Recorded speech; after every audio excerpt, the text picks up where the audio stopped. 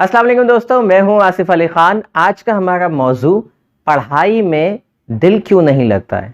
मतलब अक्सर स्टूडेंट्स की ये कंप्लेन होती है कि सर पढ़ाई में दिल नहीं लगता, मूड नहीं होता, दिल नहीं चाहता। वालिदैन भी हमें यही कंप्लेन कर रहे होते हैं कि छोटे बच्चों से रिलेटेड कि उनका पढ़ाई में बच्चों का दिल क्यों नहीं लगता, या बच्चे किसी एक ख़ास सब्जेक्ट को से भागने लग जाते हैं। यही यूथ का हाल है और यही छोटे बच्चों की तरफ से कंप्लेन आती है वालिदैन की तरफ से, यानी दोनों का इशू सेम है। आज मैं आपको बताऊंगा कि कितना आसान तरीके से थोड़ी सी अपने माइंड की ट्यूनिंग के ज़रिए हम किसी भी सब्जेक्ट के अंदर इंटरेस्ट को डेवलप कर सकते हैं। होता क्या है, क्या आपने कभी ऐसा सुना है, यकीनी तौर पे अगर आपका क्रिकेट से या किसी भी स्पोर्ट्स से ताल्लुक़ हो, आप देखने के या खेलने के शौकीन हो, तो आपने एक टर्म यूज़ होते हुए सुनी होगी कि फ़लाँ प्लेयर जो है वो आउट ऑफ फॉर्म है, वो आजकल फॉर्म में नहीं है, इसलिए उसको ड्रॉप कर दिया गया है। अक्सर बड़े बड़े मैचेस के अंदर बड़े बड़े प्लेयर्स जो हैं वो नहीं होते, और जो उनके मद्दाह होते हैं वो बड़े परेशान दिखाई देते हैं कि भाई ओ हो इतना अहम मैच था और जी शाहिद अफरीदी नहीं है, वसीम अकरम नहीं है। होता क्या है, ये आउट ऑफ फॉर्म का मतलब क्या होता है? आउट ऑफ फॉर्म का मतलब ये नहीं होता कि उस दिन उनको खेलना नहीं आता, उस दिन उन्होंने तैयारी अच्छी नहीं की हुई होती। उनके पास स्किल होती है, यानी खेलना आता है, महारत है, एक्सपीरियंस है, सब कुछ है, लेकिन स्टेट ऑफ माइंड उनकी थोड़ी सी डिस्टर्ब है, जिसकी वजह से वो सही तरह से परफॉर्म नहीं कर पा रहे होते।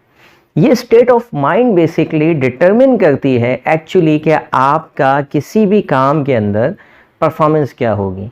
Same is the case with you student, के होता क्या है कि आप लोग बहुत अच्छा पढ़ते हैं, लिखते हैं, बड़ी साल भर में अच्छी तैयारी भी करते हैं, लेकिन अचानक आउट ऑफ फॉर्म होने की वजह से आपके नंबर ख़राब हो जाते हैं। आपका किसी पर्टिकुलर सब्जेक्ट को खोलने का दिल नहीं चाह रहा होता। For example first year second year के स्टूडेंट है, अब मैथ्स इंपॉर्टेंट सब्जेक्ट है, भाई मैथ्स खोलते हैं नींद आ जाती है, मैथ्स खोलते हैं भागते हैं, मैथ्स खोलते हैं दिल अजीब सा होने लगता है, पढ़ाई में दिल नहीं लगता। लेकिन दूसरा सब्जेक्ट खोलते हैं तो उसमें सही पढ़ रहे होते हैं। मैथ्स के साथ एक्चुअली क्या प्रॉब्लम हुआ, या एनी सब्जेक्ट, जो भी आपको जिस सब्जेक्ट में भी पर्टिकुलरली प्रॉब्लम हो, यही केस बच्चों के साथ भी होता है। असल में हमें पता नहीं होता कि हम कब किस सब्जेक्ट का अपने अंदर खौफ डेवलप कर लेते हैं। खौफ की सूरत में हमेशा हम दो काम करते हैं, या तो हम फाइट करते हैं या फ्लाइट करते हैं। यानी जब भी खौफ की सिचुएशन होगी तो या तो आप उस सिचुएशन से लड़ेंगे, उसको जीतने की कोशिश करेंगे, जिद्दोजहद करेंगे, या फिर आप वहाँ से निकलने की करेंगे, यानी भागेंगे उस चीज़ से कि यार अवॉइड करो इसको। बहुत सारे स्टूडेंट क्या करते हैं, इसी अवॉइडेंस की पॉलिसी को अपनाते हैं और उस सब्जेक्ट को अवॉइड करने लग जाते हैं। घर वाले, वालिदैन, टीचर्स ये समझते हैं कि बच्चे का इस सब्जेक्ट में जो है वो कमज़ोरी है, कोई मतलब ये सब्जेक्ट कमज़ोर है। एक्चुअली वो कमज़ोरी नहीं होती, लेक ऑफ इंटरेस्ट की वजह से वजह बेसिकली एक फ़ियर होता है। ये फ़ियर कहाँ से डेवलप होता है? ये फ़ियर आपके टीचर से भी डेवलप हो सकता है। मिसाल के तौर पे टीचर ने आपको कोई धमकियाँ शमकियाँ दे दी हों टाइट करके, और वो आपने एसोसिएट कर ली हों उस सब्जेक्ट के साथ। आपके माहौल से भी हो सकता है कि उस पर्टिकुलर क्लास का माहौल आपको अच्छा नहीं लगता हो, वो पर्टिकुलर सब्जेक्ट आपको हो सकता है घर में उससे रिलेटेड आपको बड़ी झाड़ पड़ती हो, या माजी की कुछ नाकामियां भी हो सकती हैं जिसकी वजह से आपने उस सब, मिसाल के तौर पे आपने बचपन में किसी सब्जेक्ट में फ़ेल हुए, मैथ्स में ही फ़ेल हुए लेट सपोज, एक दो बार फिर फेल हो गए, अभी आपका फर्स्ट ईयर का एग्ज़ाम है, आपको पता ही नहीं है कि वो जो खौफ है वो बेसिकली बचपन का है जो यहाँ ऑपरेट हो रहा है। एंड यू थिंक कि यार पता नहीं फर्स्ट ईयर की मैथ्स के साथ कोई प्रॉब्लम है। बेसिकली प्रॉब्लम कहाँ थी, वो स्कूल लाइफ से ही आपके साथ चलते चले आ गई थी आपके लास्ट शोर में, लेकिन आपको पता नहीं चल रहा था। आज मैं जो एक्सरसाइज आपको करवाऊंगा उसमें क्या करना है, आपने बड़ा सिंपल सी एक्सरसाइज है, लेकिन वो आपको उस सब्जेक्ट के खौफ से निकाल देगी और आपको कॉन्फिडेंस उस सब्जेक्ट के अंदर फील करवाएगी। आप ख़ुद भी ये एक्सरसाइज कर सकते हैं, और इन केस अगर वालिदैन मुझे सुन रहे हैं और वो अपने छोटे बच्चों पे अप्लाई करना चाहते हैं, स्कूल गोइंग स्टूडेंट्स में, तो वो उस पर भी, उन सब बच्चों पर भी इसे अप्लाई कर सकते हैं। करना क्या है, लेट सपोज अब यहाँ से एक्सरसाइज स्टार्ट हो गई। लेट सपोज कि आपको मैथ्स का खौफ है, दिल नहीं लगता, मूड नहीं होता, आउट ऑफ फॉर्म होते हैं, टाइम देते हैं, नंबर नहीं आते, परफॉर्मेंस ख़राब है, वगैरह वगैरह, ये सारे इश्यूज हो सकते हैं पॉसिबल। अभी आपने क्या करना है, थोड़ी देर के लिए इमेजिन करना है एक क्वेश्चन को। जस्ट आस्क योरसेल्फ कि what if I am damn confident, अगर मैं बहुत ज़्यादा कॉन्फिडेंट स्टूडेंट हूँ पर्टिकुलरली मैथ्स में, तो मैं कैसा दिखूँगा, यानी क्या महसूस करूँगा मैं अगर मैं कॉन्फिडेंट हूँ, इतना कॉन्फिडेंट कि मैं जब भी मैथ्स हल करूँगा तो मेरे 100 आउट ऑफ 100 मार्क्स आएंगे और मैं कॉन्फिडेंटली वो तमाम सवालात के जवाब दूंगा। जस्ट इमेजिन, ये पहला सवाल आपने इमेजिन करना है। आप जैसे ही इसका आंसर दे रहे होंगे अपने जहन में कि अगर ये कॉन्फिडेंस मुझ में हो तो मैं कैसा दिखूंगा, अल्टीमेटली आप फील करेंगे कि आपकी बॉडी पॉस्चर जो यूँ होगा मैथ्स को लेके, वो ऐसे हो जाएगा, शोल्डर स्ट्रेच हो जाएंगे, मतलब एक बॉडी कॉन्फिडेंट बॉडी पॉस्चर के अंदर आप अचानक से आना शुरू करेंगे। ये पहली तब्दीली होगी जो आप नोट करेंगे अपने अंदर। अगर वालिदैन बच्चों के साथ कर रहे हैं तो बच्चों में ये नोट कीजिएगा, टीचर्स बच्चों के साथ कर रहे हैं तो टीचर्स भी पहली जो चेंज नोट करनी है वो किस में आएगी, आपके बॉडी पॉस्चर के अंदर। दूसरा सवाल आपने अपने आप से करना है कि लेट्स सपोज कि अगर मैं मैथ्स में कॉन्फिडेंट हो जाऊं तो मेरे फेशियल एक्सप्रेशन कैसे होंगे। मतलब एक स्टूडेंट को इमेजिन कीजिए यार कि उसका मैथ्स ज़बरदस्त है, आइंस्टाइन जैसा मैथ्स है फॉर एग्जांपल, उसके चेहरे पे कैसी एक्सप्रेशन होंगे। मतलब जब वो क्लास में बैठता होगा, मैथ्स का पीरियड चलता होगा, टीचर्स के उसके सवालात जवाबात चलते होंगे, सवाल हल करता होगा, जब आंसर आता होगा कैसा चेहरे पे एक्सप्रेशंस होंगे।